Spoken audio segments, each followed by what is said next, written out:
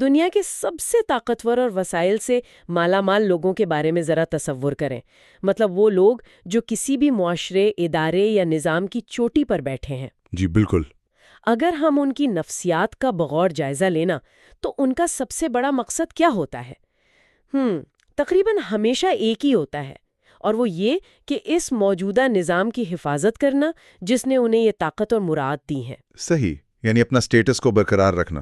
ہاں بالکل، وہ اپنے ارد گرد اونچی دیواریں کھڑی کرتے ہیں، قوانین کو اپنے حق میں موڑتے ہیں تاکہ سب کچھ محفوظ رہے۔ تبدیلی کا نام ان کے لیے ایک خطرہ ہوتا ہے۔ جی ایسا ہی ہے۔ تو پھر یہ سوچیں کہ کیا ہوتا ہے جب اسی حفاظتی قلعے کے اندر بیٹھا ایک شخص جس کے پاس وہ سب کچھ ہے جسے دنیا کامیابی مانتی ہے، اچانک ایک ہتھوڑا اٹھاتا ہے اور اپنی ہی ان حفاظتی دیواروں پر وار کرنا شروع کر دیتا ہے۔ یہ تو ایک بہت ہی غیر معمولی بات ہے، واقعی۔ وہ اپنے ہی اس نظام کی خامیوں کو چیلنج کرنے لگتا ہے جو اسے فائدہ پہنچا رہا ہے، اور آج کے اس گہرے اور تفصیلی جائزے کا موضوع بالکل یہی حیران کن اور بظاہر متضاد انسانی رویہ ہے۔ آج ہم اپنے مطالعے کے لیے صرف ایک خاص متن پر توجہ مرکوز کر رہے ہیں۔ یہ قرآن مجید کی سورۃ ہود کی آیت نمبر 88 ہے۔ جی، ہمارا مقصد اس ایک آیت میں غوطہ زن ہو کر قیادت، ذاتی دیانتداری اور انسانی نفسیات کے ان انتہائی پیچیدہ اصولوں کو سمجھنا ہے جو صدیوں پرانے ہونے کے باوجود آج کی جدید دنیا کے مسائل کا حل پیش کرتے ہیں۔ بالکل۔ تو چلیں اس بات کی تہیں کھولتے ہیں۔ اس سے پہلے کہ ہم جدید ماہرین نفسیات یا لیڈرشپ کے نظریات کی بات کریں، یہ جاننا ضروری ہے کہ اس متن کا اصل سیاق و سباق کیا ہے اور یہ حیرت انگیز بغاوت کس نے اور کیوں کی۔ دیکھیں، اس متن کا پس منظر ہی دراصل اس پوری بحث کی بنیاد ہے۔ یہ الفاظ تاریخ کے ایک اہم موڑ پر ادا کیے گئے جب ایک پیغمبر حضرت شعیب علیہ السلام اپنی قوم کے سامنے کھڑے تھے۔ اچھا۔ ان کی قوم معاشی طور پر انتہائی خوشحال تھی، لیکن وہ خوشحالی دھوکہ دہی، ناپ تول کی کمی اور معاشی استحصال پر کھڑی تھی۔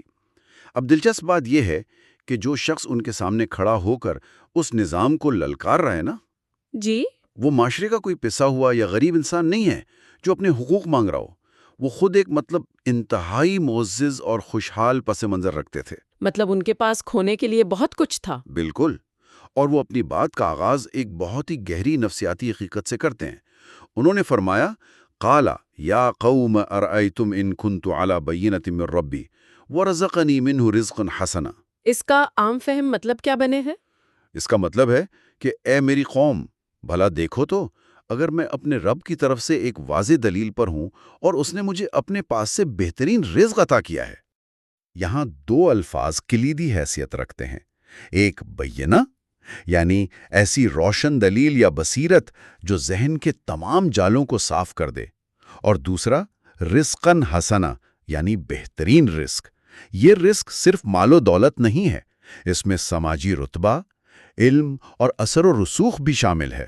صحیح۔ وہ دراصل اپنی قوم کو یہ بتا رہے ہیں کہ میرے پاس کھونے کے لیے بہت کچھ ہے، میرے پاس وہ سب ہے جسے تم لوگ کامیابی سمجھتے ہو۔ اور یہیں پر وہ سوال پیدا ہوتا ہے جو انسانی رویوں کے عام پیٹرن کو توڑ دیتا ہے۔ عموماً ہم دیکھتے ہیں کہ جن لوگوں کے پاس سماجی رتبہ، علم اور اثر و رسوخ ہوتا ہے، یعنی جن کے پاس یہ اچھا رزق ہوتا ہے، ان کے اندر ایک طرح کا اندھا پن پیدا ہو جاتا ہے۔ بلائنڈ اسپاٹ، جی بالکل۔ ہاں، مراد یافتہ طبقہ اکثر نظام کی خامیوں کو دیکھنے سے انکار کر دیتا ہے، کیونکہ شعوری یا غیر شعوری طور پر وہ جانتے ہیں کہ اگر نظام بدلا تو ان کا یہ رزق خطرے میں پڑ جائے گا۔ بالکل صحیح کہا آپ نے۔ یہ بصیرت انہیں خاموش رہنے کے بجائے اپنے ہی لوگوں کے خلاف کھڑا کر رہی ہے۔ کیا انہیں یہ خوف نہیں کہ یہ بغاوت ان سے ان کا رتبہ چھین لے گی؟ یہ ایک بنیادی سوال ہے جس نے صدیوں سے مفکرین کو الجھائے رکھا ہے۔ اس کا جواب اسی متن کے ایک چھوٹے سے حصے میں چھپا ہے جس پر اکثر سرسری نگاہ ڈالی جاتی ہے۔ وہ کون سا حصہ ہے؟ وہ الفاظ ہیں من ربی یعنی میرے رب کی طرف سے، اور من یعنی اسی کے پاس سے۔ اب دیکھیں، ایک عام انسان جس کے پاس اقتدار یا پیسہ ہوتا ہے، وہ یہ سمجھتا ہے کہ یہ سب اس نظام کی دین ہے یا اس کی اپنی ذہانت کا نتیجہ ہے۔ ہاں، عام طور پر لوگ یہی سوچتے ہیں۔ اس سوچ کا نتیجہ کیا نکلتا ہے؟ وہ انسان اس نظام کا غلام بن جاتا ہے، उसे हर वक्त ये डर लगा रहता है कि अगर मुआशरा मुझसे नाराज हो गया तो मेरा रिस्क, मेरा रुतबा मुझसे छिन जाएगा। इसे नफ्सियात में शायद लॉस अवर्जन कहते हैं ना? जी बिल्कुल, लॉस ऑफ अवर्जन। इंसान कुछ नया हासिल करने से ज्यादा इस बात से डरता है कि जो उसके पास है वो खो ना जाए।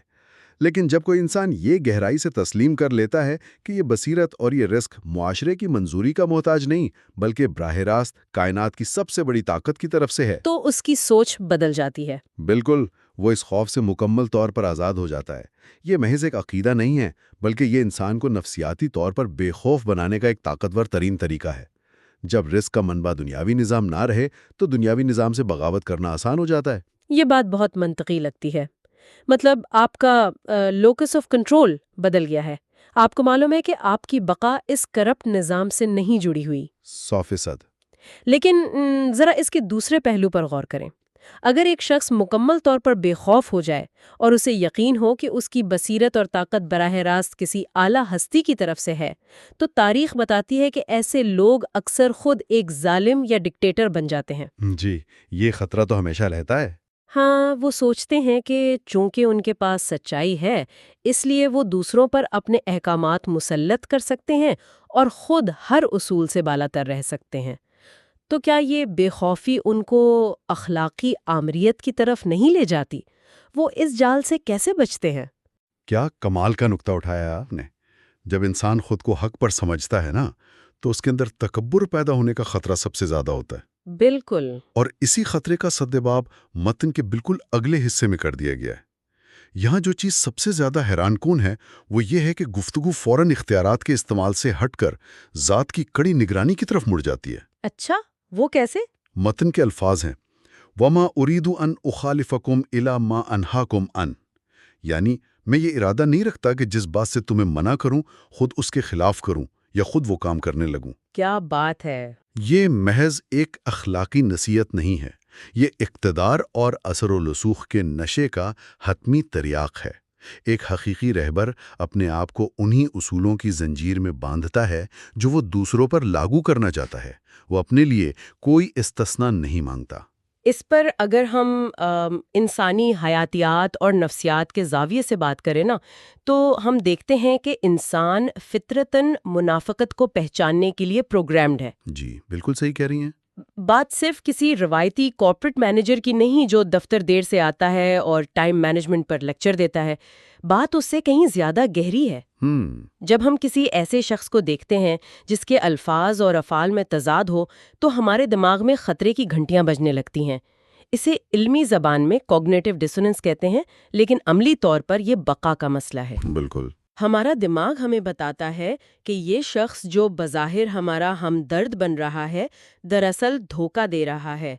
हम इस पर हयातियाती सतह पर भरोसा खो देते हैं।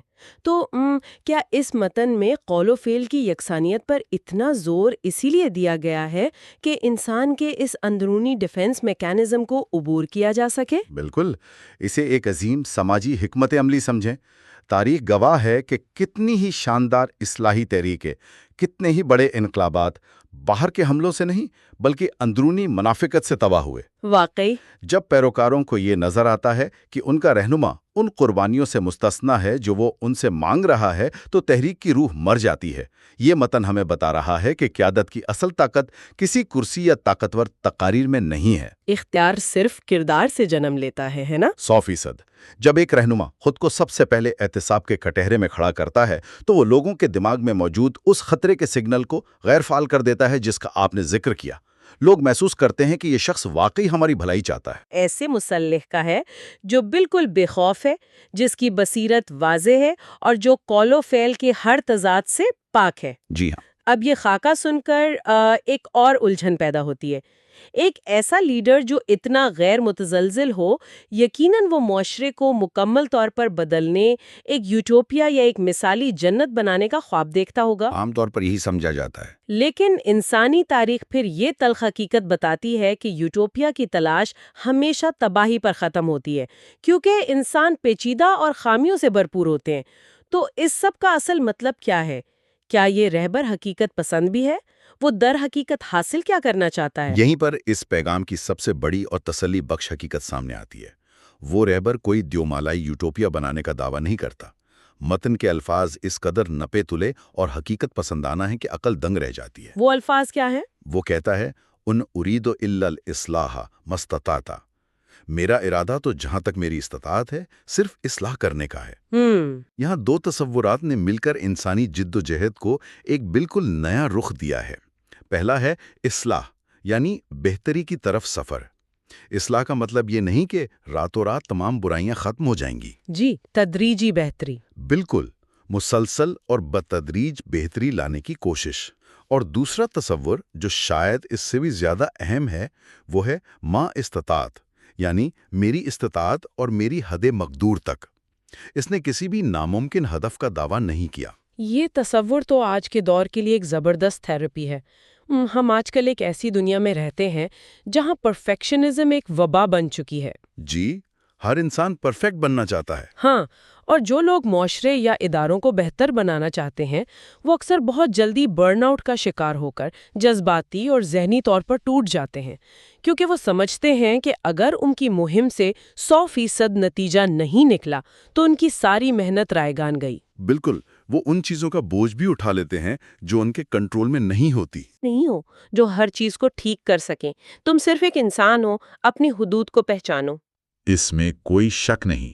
ये उसूल इंसान को उस शदीद मायूसी और डिप्रेशन से बचाता है जो मिसाली नताइज ना मिलने पर पैदा होती है। जब आपका हदफ परफेक्शन होता है तो हर छोटी नाकामी आपको तोड़ देती है। सही। लेकिन जब आपका हदफ सिर्फ अपनी इस्तिताअत के मुताबिक इस्लाह होता है तो हर छोटी सी कामयाबी, हर छोटा सा कदम आपको आगे बढ़ने का हौसला देता है। आपसे ये नहीं पूछा जाएगा कि आपने पूरी दुनिया क्यों नहीं बदली, बल्कि ये पूछा जाएगा कि क्या आपने अपने दायरा इख्तियार में बेहतरी लाने की कोशिश की। ये इंसानी जहन के लिए एक बहुत बड़ी राहत है।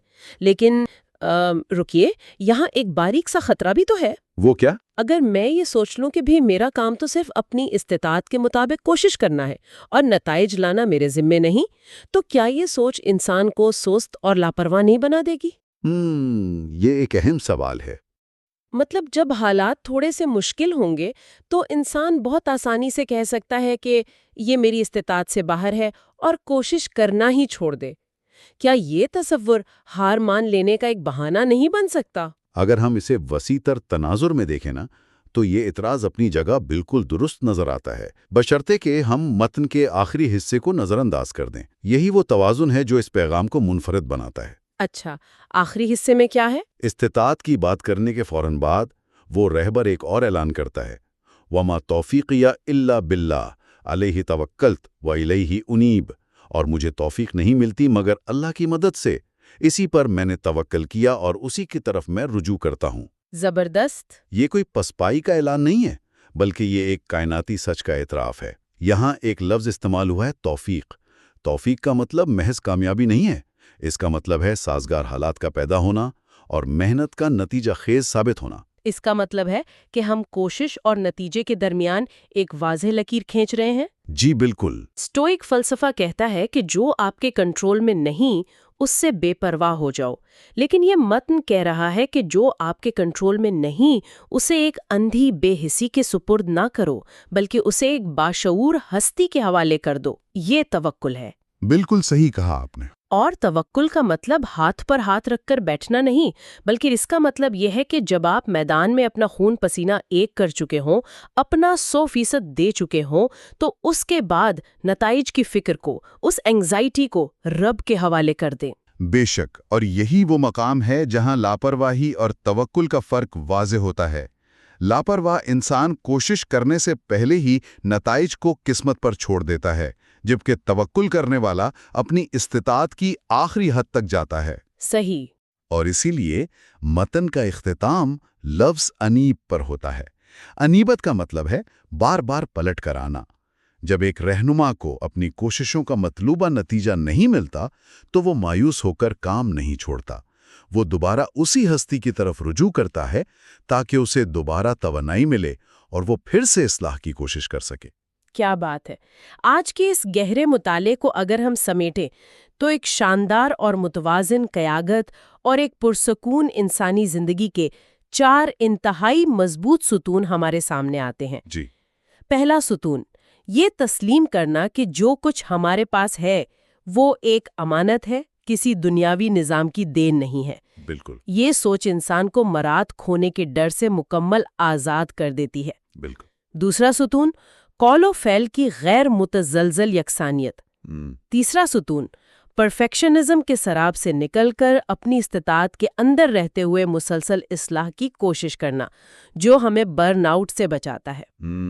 اور چوتھا ستون، توفیق اور توکل، یعنی اپنی 100% کوشش کے بعد نتائج کو مکمل طور پر اس کائنات کے خالق کے سپرد کر دینا، تاکہ ہم تشویش سے آزاد ہو کر زندگی گزار سکیں۔ یہ چاروں ستون مل کر واقعی ایک ایسی شخصیت کی تعمیر کرتے ہیں جس کا ویژن حقیقت پسندانہ اور روحانی طور پر جڑا ہوا ہوتا ہے۔ یہ ہمیں سکھاتا ہے کہ تبدیلی کا آغاز اندر سے ہوتا ہے۔ بالکل۔ اور اسی گفتگو کے اختتام پر ایک انتہائی گہرا اور شاید ہمارے مروجہ تصورات کو ہلا دینے والا سوال ذہن میں ابھرتا ہے۔ جی فرمائیے۔